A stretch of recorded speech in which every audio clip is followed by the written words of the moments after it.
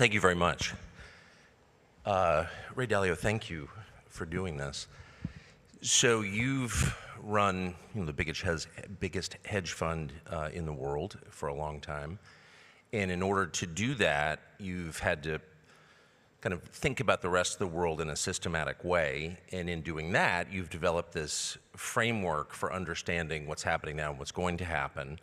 And I'm wondering if you could just sort of set the stage with that, the 5 trends that you look at in order to think about what's going to happen.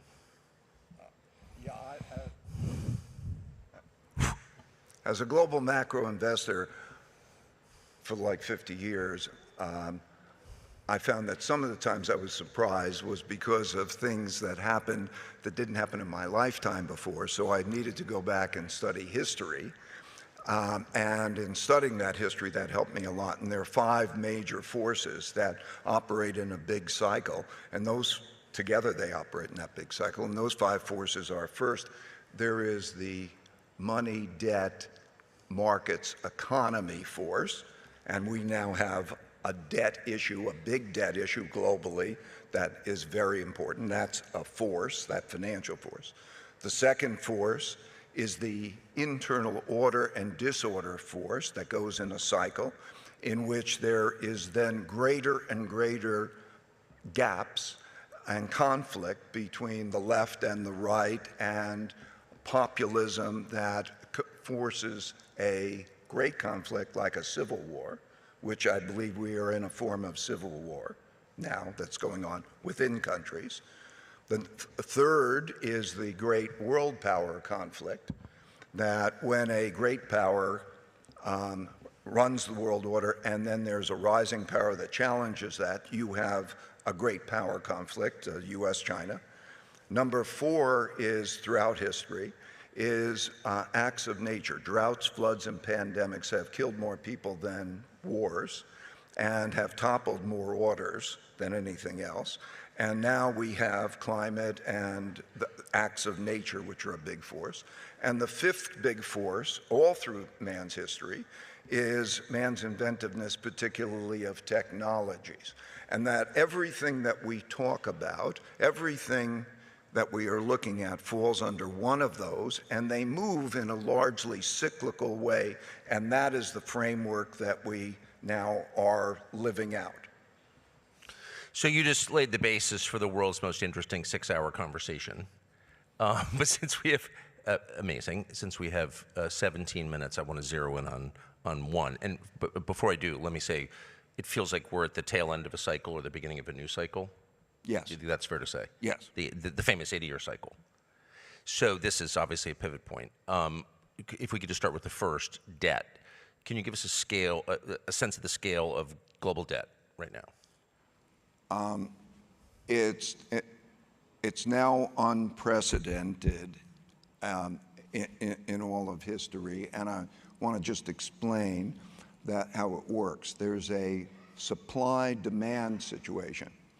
The way the debt cycle works is, think of credit and our credit system as being like a circulatory system. That credit brings buying power, brings nutrients to all of the system. But that credit that we buy things with, we buy financial assets, we buy goods and services with, creates debt. And that debt accumulates like plaque in a system that begins to have a problem because it starts to squeeze out spending. For example, the US budget, about $1 trillion a year now goes to pay interest rates. And over the next year, we're going to have over $9 trillion of debt that we have to pay back and roll forward, hopefully. So there's a supply-demand issue with this debt. One man's debts are another man's assets. And if those assets do not provide an adequate return, or they feel that there is risk in those assets, yes, there's not enough demand for that debt, there is a problem. And that problem is that interest rates then start to rise, and those holders of the debt begin to realize there's a debt problem, and worse on this supply demand is that they have to sell the debt. Imagine if you thought your assets are not good, you're going to want to sell those assets, and that creates this terrible supply-demand balance that produces a great conflict. Now, the central bank can either let that happen, interest rates rise, asset goes down, economies suffer, or they come in and they print a lot of money. At the end of the day, they print a lot of money, and as a result, you have a monetary inflation type of situation. That's the situation we're in. We're in that situation. It is so critical in terms of the supply and demand. When I calculate the supply and demand over the next year and 3 years, we have an immediate issue. In the next 3 years? Yes. Can you be more specific about what that issue is? Like, what does that look like if not addressed in the next 3 years? It looks like the holders of the debt and the buyers of the debt will not buy enough to meet the supply, and as a result, interest rates will rise. As those interest rates rise, that has an effect, of course, on the economy and so on, but it begins real problems, particularly when asset prices are now fairly expensive, and so you have that dynamic taking place. The central bank then is put into a position, does it print money and buy that shortfall? And when it does that, then there is the depreciation of the value of money that produces a monetary inflation. In any case, there is a movement from this treasury market, which is the backbone of our whole financial system, to be, there is a trauma in that, and then that affects all markets, and then money as a storehold of wealth as we know it is in jeopardy. Is not in jeopardy, it's depreciated.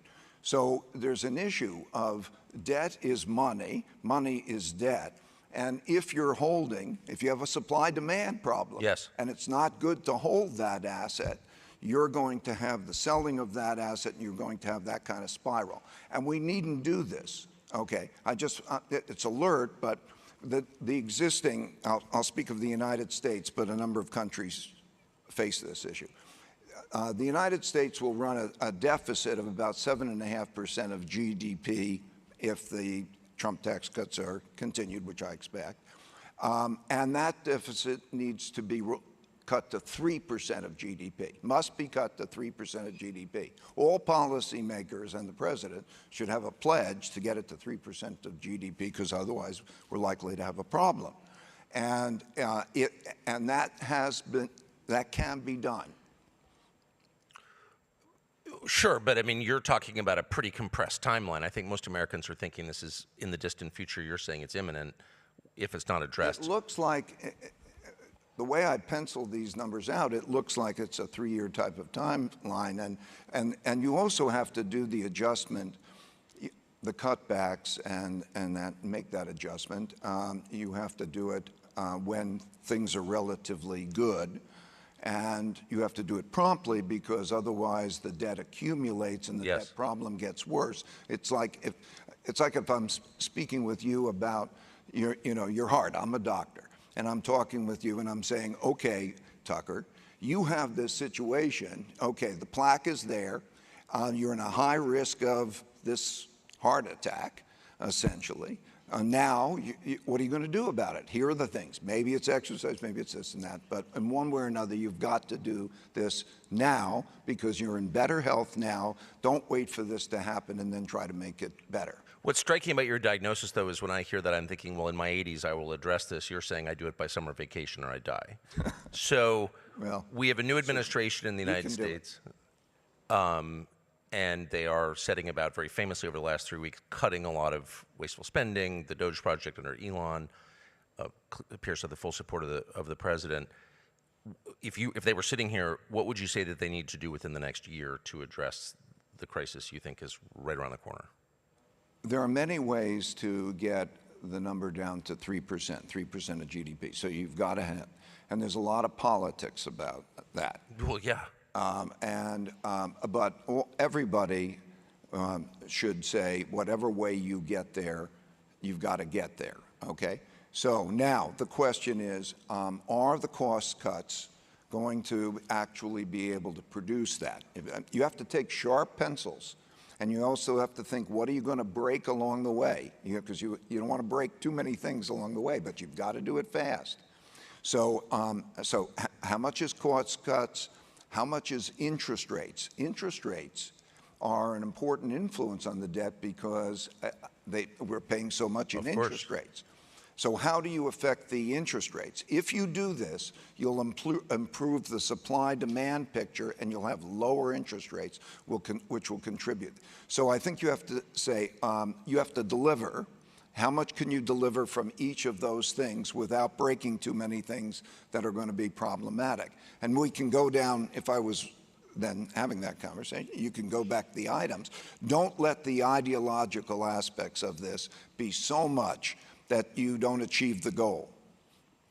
So can you give us a couple of examples? I mean, I think the idea, which some say is a fantasy, is that you could get to 3% through cutting discretionary spending, wasteful nonsense, et cetera. But it doesn't sound like that's correct.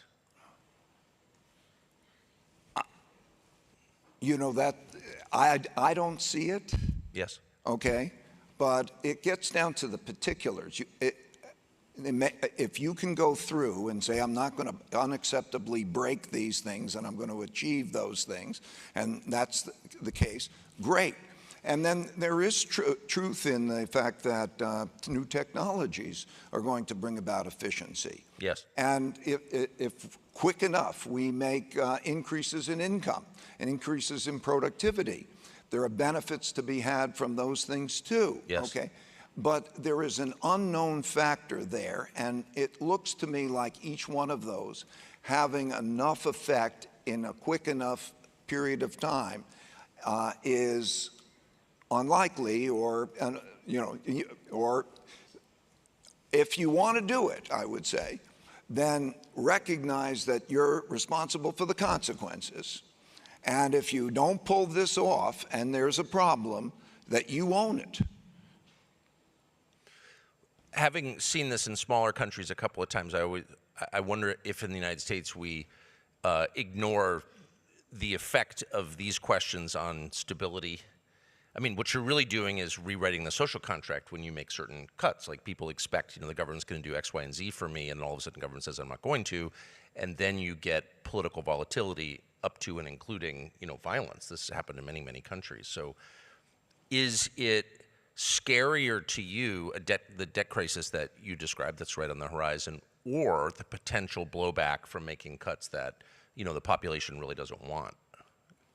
I think the question is how tolerable it is. I think we are at this big risk thing, and a lot of decisions have got to be made quick. Yes. And so you've got to go ahead and be right and make those decisions, and then you find out what's tolerable. I think that probably since achieving that must be of paramount importance, then you do it, and that's the best thing that you can do. Make the decision. And go do it. Get the 3%. And you can do it if you realize there are three factors. There's taxes, which I say taxes, not tax rates, tax income, which also comes from it. Of course. From the fact that if the world is earning more, there will be more tax income. Okay, so there's taxes. There's spending. Cut the spending in various ways. Cut it down as far as you can. And that becomes tolerable. And then there's interest rates. And if you do the first two, you will have lower interest rates. This magnitude of change, which is roughly a 4 to 5% change in GDP, a fiscal tightening of 4 or 5% in GDP, happened between 1992 and 1998. Right. So it's been doable. If you get that mix right, you don't create too much shock in any one of those, it's achievable. But it has to be done now.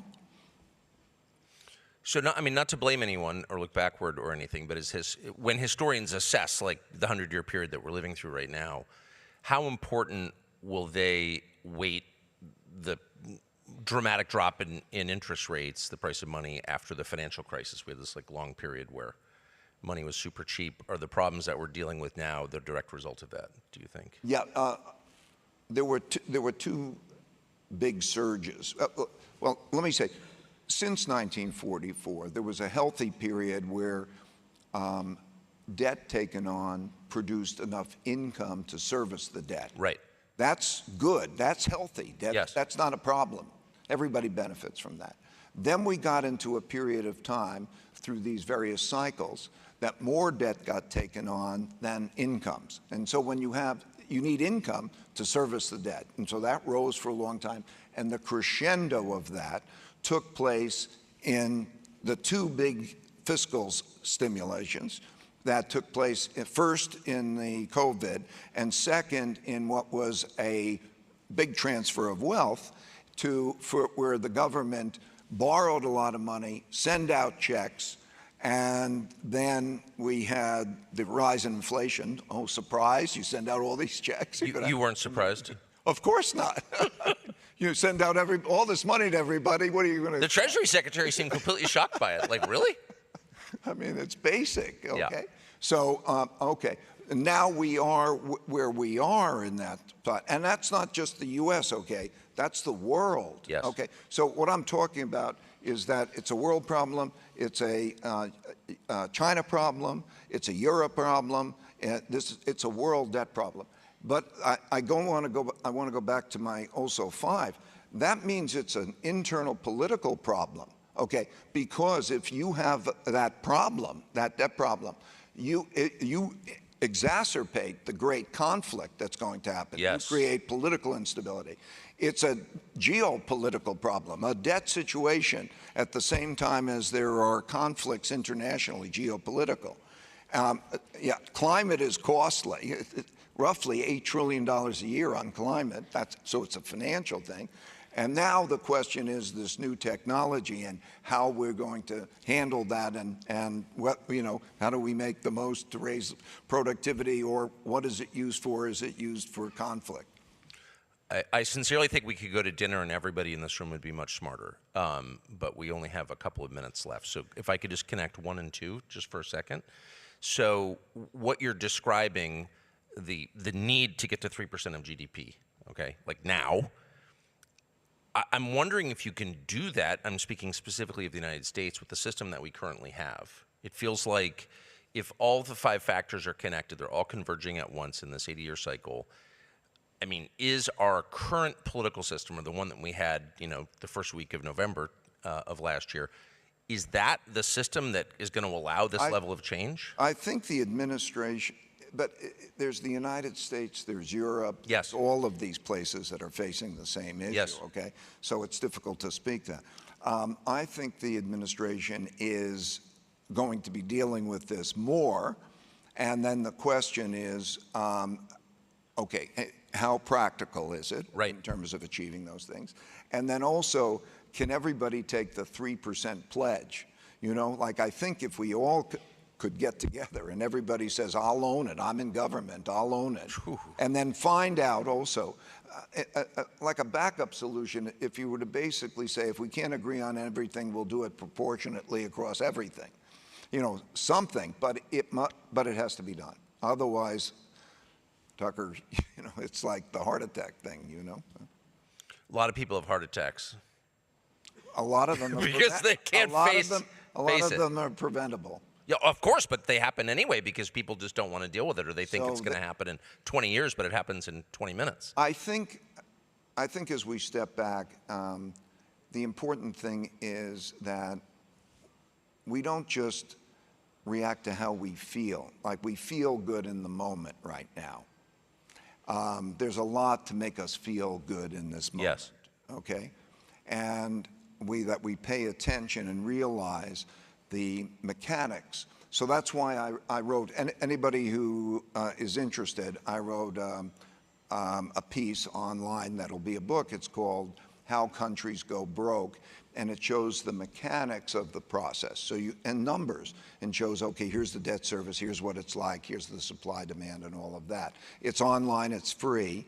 And what I'm trying to have people do is say, is that true analytically? Is that right? Or what is wrong with it? Yes. And then if you embrace that, Is it right? If it is right, what does that mean if you're a bondholder or a government or whatever? Be aware, study it, and then deal with it. Last 30-second question. If we're here 4 years from now, you're describing a world that's changing even faster maybe than most of us think it is. How different do you expect the entire global landscape to be in 4 years? I think we're going through a time warp. That you are going to see not only the debt, the internal, the external changes, the changing world order as we're talking about, the changes in technology and what that's going to mean for our lives, artificial intelligence and so on. It's almost going to be like going through a time warp, and we're going to be in a whole different world. It's going to be shockingly different in that time frame. I'm moving to Greenland, which thankful we will own by then. So I'm going to miss a lot of that. But Ray Dalio, thank you very much. Thank you, too. I appreciate it.